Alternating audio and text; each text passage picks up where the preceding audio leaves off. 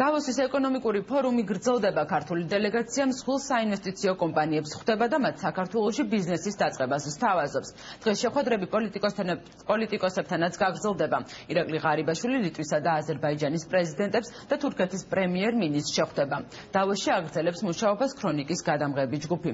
სანდრო ჯუფალაკიანისგან გავიგებთ რა მოლოდინი აქვს ქართულ დელეგაციას. ქართული დელეგაცია რამდენიმე მსხვილი აზიური კომპანიის ხელმძღვანელებს შეხვდა და მათ შესთავაზა საქართველოში ინვესტიციების განხორციელება.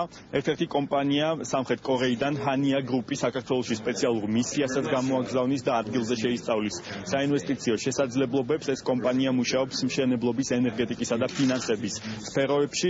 ინდური ტექ მაჰინდრა კი მუშაობს საინფორმაციო ტექნოლოგიების მიმართულებით, მათ შორის ამერიკაში, დიდ ბრიტანეთსა და ჩინეთში. ტექნოლოგიების კუთხით მუშაობს HCL Technologies, რომლის სათავე ინდოეთში მდებარეობს. ირაკლი ღარიბაშვილი ასევე შეხვდა Aberdeen Asset Management-ის წარმომადგენლებს. ეს მსხვილი საინვესტიციო კომპანია. პრემიერ-მინისტრმა ასევე მონაწილეობა მიიღო ოფიციალურ მიღებაში, რომელიც მსოფლიო ეკონომიკური ფორუმის დამფუძნებლის კლაუს შვაბის სახელით გაიმართა.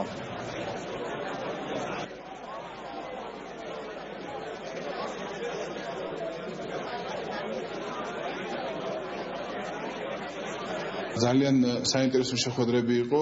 მე ვფიქრობ, რომ რამოდენიმე კომპანიასთან უკვე მივიღეთ გადაწყვეტილება, რომ სამუშაო ჯგუფები გამოიყოფა და ვიწყებთ კვლევას მათი, ასე ვთქვათ, მათი ინვესტიციების განხორციელებასთან დაკავშირებით საქართველოში. ძალიან ოპტიმისტურად არიან განწყობილი საქართველოს მიმართ და ჩვენც ზუსტად გამოვხატეთ მზაობა იმისათვის, რომ მომავალში უფრო მეტი რეფორმები გავატაროთ იმისათვის, რომ ბიზნეს გარემო გაუმჯობესდეს საქართველოში. ჩვენ საქართველოს უნდა წარმოვაჩინოთ როგორც ღია ეკონომიკის ქვეყანა, რომელსაც აქვს ძალიან კარგი ლოგისტიკური და გეოგრაფიული შესაძლებლობები, აქვს მარტივი ბიუროკრატია, აქვს დაბალი გადასახადები და ძალიან კარგი საწარმოო პოტენციალი აქედან გამომდინარე, ვინაიდან ჩვენ შარშან ავამოქმედეთ უკვე ევროპასთან თავისუფალი სავაჭრო ზონის შესახებ შეთანხმება.